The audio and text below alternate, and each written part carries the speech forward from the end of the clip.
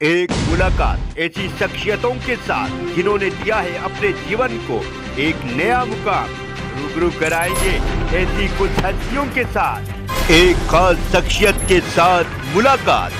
जयदेव पटेल के साथ number 1 India news पर रात। नमस्कार व्यूअर्स, मैं जयदेव पटेल और आप देख रहे हैं नंबर 1 इंडिया न्यूज। आपका एक बार फिर स्वागत है एक खास शख्स के साथ मुलाकात प्रोग्राम में। आज हमारे साथ खास मेहमान है दिल्ली से गंगाराम हॉस्पिटल के प्रोफेसर डॉक्टर एम वली। डॉक्टर एम वली, आपका बहुत बहुत स्वागत है आज के हमारे प्रोग्राम में। धन्यवाद। डॉक्टर एम वली, आपसे हमारा पहला सवाल है कि कोरोना के जो नए आंकड़े सामने आ रहे हैं वो बहुत ही डरावने आंकड़े हैं। 6,20,000 केसेस एक दिन में सामने आ गए साउथ कोरिया में, तो वही लंदन में एक हफ्ते में 4,80,000 केसेस और फ्रांस में 5,25,000। तो इस खबर को हम कितनी गंभीरता से लें और इस लहर का कहर क्या घातक भी हो सकता है या खांसी जुकाम होगा और फिर चला जाएगा? नहीं जयदेव जी, देखिए किसी भी चीज को हमको हल्के में नहीं लेना है। ये WHO ने जो वार्निंग 2 दिन पहले इशू करी है ये बेमतलब नहीं की है, इसका बहुत बड़ा मतलब होता है। और हम लोग इधर देख रहे हैं ज्यादातर प्रोग्राम्स वॉर के देख रहे हैं और हम दूसरे लोगों को देख रहे हैं। इससे पहले इलेक्शन देख रहे थे, तो कहीं ना कहीं ये थोड़ा बैकड्रॉप में चला गया। फिर होली भी आ गई। अब होली के खत्म होने के बाद हमको बहुत सीरियस हो जाना है।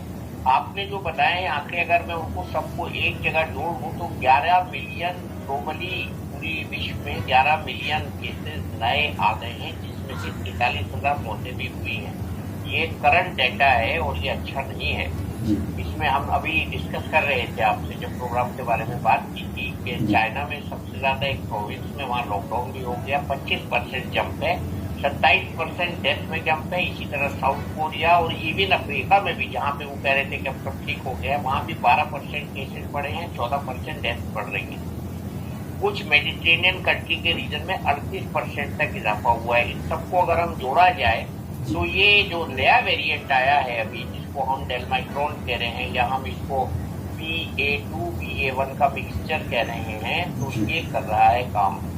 और इससे हमें सीखना है, इससे हमें ये सीखना है कि इसके लक्षण वही होंगे जो पिछले डेल्टा के थे और ओमाइक्रॉन के थे, और दोनों का मिला जुला लक्षण का होगा।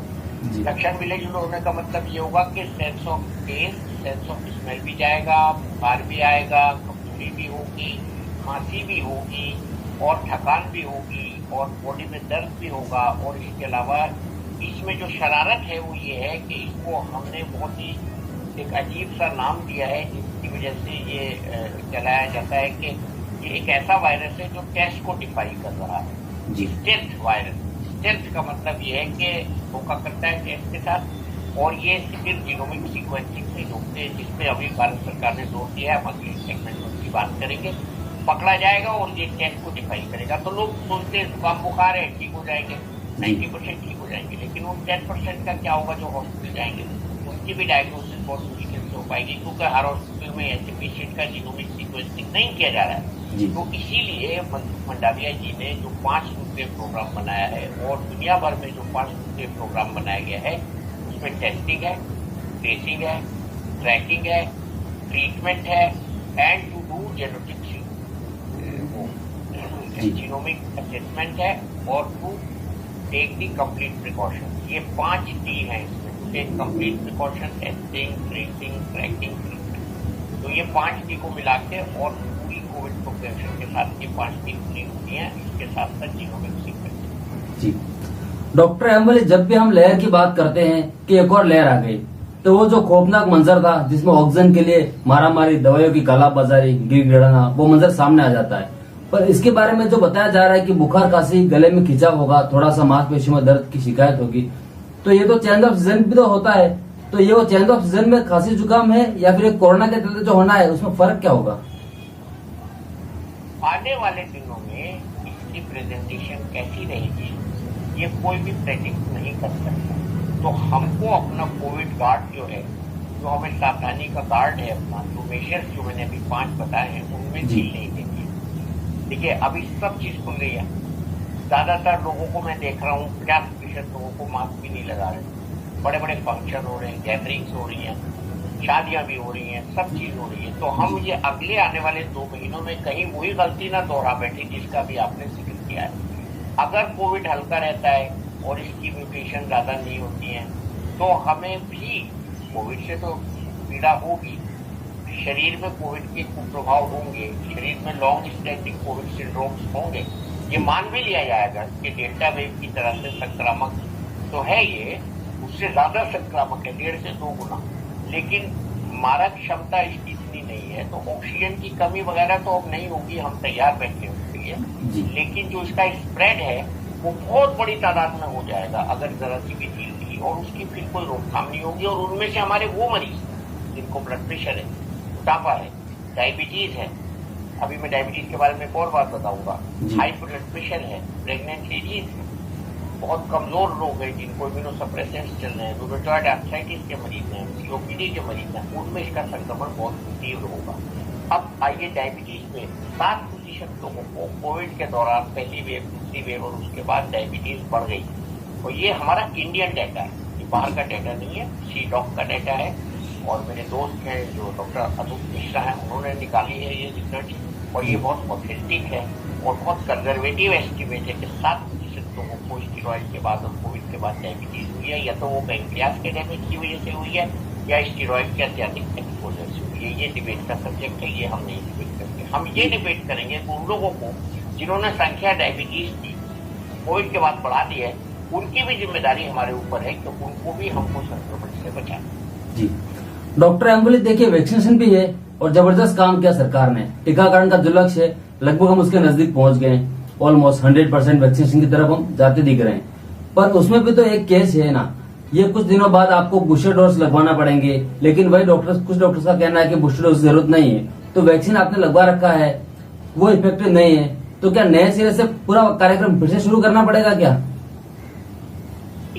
हल्की सी संभावना इस बात की है कि एक यूनिवर्सल वैक्सीन आ जाएगा भविष्य में, और उस पर काम हो रहा है। जब तक वो नहीं आता है तो सबसे अच्छी इम्यूनिटी उन लोगों की रहेगी, ये मैं बार बार बताता हूँ, जिनको नेचुरल संक्रमण हुआ है, जिसको हम हार्ड इम्यूनिटी भी कह सकते हैं और नेचुरल इम्यूनिटी भी कह सकते हैं। इसके अलावा जिन लोगों को संक्रमण बिल्कुल नहीं हुआ है, मैं उन लोगों के भी सीटी स्कैन देखता हूँ, और उनको जब मैं बताता हूँ कि आपको कोविड के चेंजेस हैं सीटी स्कैन में, जो कि किसी और कारण के लिए मैंने कराया, तो वो बहुत ही देर में यकीन करते हैं या बहुत मेरे ऊपर एक एक्सक्लेमेशन करते हैं। विषमव्याधि बोधक चिन्ह एक होता है ना हमारे पास, एक डंडा और उसके नीचे बिंदा, उनके चेहरे पे वो विषमव्याधि बोधक चिन्ह आ जाता है। तो वो उनको मुझे कन्विंस करना पड़ता है कि देखिए आपकी इम्यूनिटी अच्छी रही होगी। उस समय कोई डॉक्टर ने ये भी कहा था कि सीटी स्कैन की जरूरत नहीं है, आपको कोविड हो चुका है, और ये जो आपको तकलीफें हो रही है पोस्ट कोविड के मैनिफेस्टेशन है। तो एक बड़ी तादाद जयदेव जी ऐसे लोगों की है समाज में जिनका अगर हम सीटी आप कराएं और जिनकी कोई पहले कोविड की हिस्ट्री नहीं है, उनको भी कोविड हुआ है, और ये या तो लॉन्ग कोविड का एक पार्ट बनेंगे आगे चल के, या ये कोविड से संक्रमित होकर ठीक हो चुके हैं, और उन लोगों को सबसे अच्छी इम्यूनिटी भी मिल गई है। इसलिए मैं इस बात को मेंशन कर रहा हूँ कि अगर कोई डॉक्टर आपसे कहे या पेशेंट से कहे कि आपको कोविड हो चुका है और आपको पता नहीं चला है, तो आप उससे नाराज मत होइए, बल्कि खुश होइए कि हाँ मेरे अंदर अब इम्यूनिटी अच्छी होगी, और उसके ऊपर अगर वैक्सीन भी लग जाता है तो और अच्छी हो जाएगी। ये बात तो बिल्कुल ठीक है। खाली वैक्सीन की जिन लोगों ने बात की थी पिछले दिनों, उन्होंने ये भी बात की थी कि हमें बूस्टर चाहिए, तो वो तो बूस्टर की रिक्वायरमेंट रहेगी। आगे आने वाले दिनों में क्या अनाउंसमेंट गवर्नमेंट करती है, क्योंकि कुछ कंट्रीज में 4th बूस्टर भी लगा, यूके में लगा, इजराइल में लगा, तो उसकी पॉलिसी हमें बनानी पड़ेगी। अभी हम बच्चों का टीकाकरण पूरा कर लें, और लोगों का अभी देखिए एक अनाउंसमेंट परसों हुआ है कि जिसको चाहे 3rd बूस्टर डोज लगे, ये तो बहुत अच्छी बात है। तो धीरे धीरे हम जैसे जैसे वैक्सीन की तरफ जा रहे हैं, हमें इसकी रिक्वायरमेंट अपने देश के लिए पता लगती है, और ये कोई बुरी बात नहीं है। 3 डोज लगना कोई अशोभनीय नहीं है, कोई वो नहीं है, इसमें स्टिग्मा नहीं है। डॉक्टर एम्बुली, एहतियात क्या बरती जाए? 2 गज की दूरी, मास्क जरूरी। तो आप देख रहे हैं ना, मैं भी मास्क लगा के बैठा हूँ। मैं सर उसी को उसी वजह से मास्क नीचे बिल्कुल सर, ये बात के लिए मैं उसी पे सर मेरा सवाल है कि सर डॉक्टर एम्बुली, एहतियात क्या बरती जाए? 2 गज की दूरी, मास्क जरूरी, मास्क लगाइए और हाथ धोते रहिए।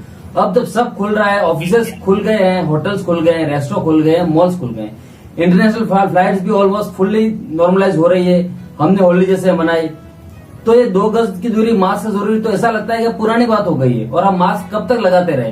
क्योंकि बहुत सारे लोगों ने एक कॉमन सवाल पूछा है कि मास्क हमारा आर्टिफिशियल प्रोटेक्शन है ना, ये हमारी जिंदगी का हिस्सा तो नहीं है। क्या मास्क के जरिए ही सांस लेता रहूंगा? क्या मेरी चेस्ट कमजोर नहीं पड़ेगी क्या इससे?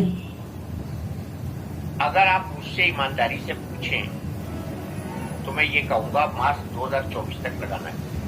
मैं कोई ज्योतिषी नहीं हूं, लेकिन मैं एक इतिहास का पहलू बता रहा हूं। अगर हमने मास्क में ढिलाई करी तो नुकसान होगा, और अगर मास्क लगाते रहेंगे थोड़ी सी सांस लेने में परेशानी होगी। मैंने भी देखिए, आपको लग रहा होगा मैं सच्चाई को पसंद करता हूं। मैंने सर्जिकल मास्क लगाया हुआ है, मैं घर में हूं। जब मैं बाहर जाता हूं तो मैं ये वाला मास्क लेके जाता हूं जी। तो इसमें मैं कोई ढिलाई नहीं करता हूं। इसीलिए मैं सबसे एक्सपेक्ट करता हूं कि आप बिल्कुल N95 मास्क लगाएं अगर बाहर जाएं तो, और घर में रहें तो भी अगर आप मास्क लगाएं। लोग आते जाते रह रहे हैं, आजकल सब पूरा सा कार्यक्रम शुरू हो गया है, जैसे पहले होता था लोग मिलना जुलना। अब तो लोग गले भी मिलने लगे हैं, क्योंकि मैं अभी भी नहीं रिकमेंड करूंगा किसी से आप गले मिले, बहुत ज्यादा शेक हैंड करें, ये सब मत करिए। और आप जो ये प्रोग्राम कर रहे हैं इसके थ्रू ये मैसेज जाना चाहिए कि हमें कोविड एप्रोप्रिएट बिहेवियर का पालन दृढ़ता से करना है, नहीं तो सरकार को भी हम मुसीबत में डालेंगे, अपने को भी। जी डॉक्टर अम्बोले, आपसे मेरा क्लोजिंग क्वेश्चन है कि 2 गज की दूरी या 6 गज की दूरी मास्क जरूरी, ये अगर आप अभी किसी को कहेंगे तो कॉमन मैन का जो रिएक्शन होता है वो ऐसा होता है कि ये खामखा बात का बतंगड़ बना रहे हैं, ये $1 मिलियन फार्मा इंडस्ट्री का खेल है, हमारे को डराते रहते हैं, हमारे पैसे खर्च करवाते रहते हैं। ओमिक्रॉन बता रहे थे आया कुछ नहीं, 5 राज्यों में चुनाव हुए, दुनिया भर की भीड़ भी आई, कुछ नहीं हुआ, खोदा पहाड़ निकली चुहिया। तो ये फिर डराने आ गए हैं। ये एक कॉमन मैन की बात बता रहा हूं मैं, और उससे ही एक एहतियात कैसे बढ़ता जाए, ये एक महत्वपूर्ण प्रश्न है।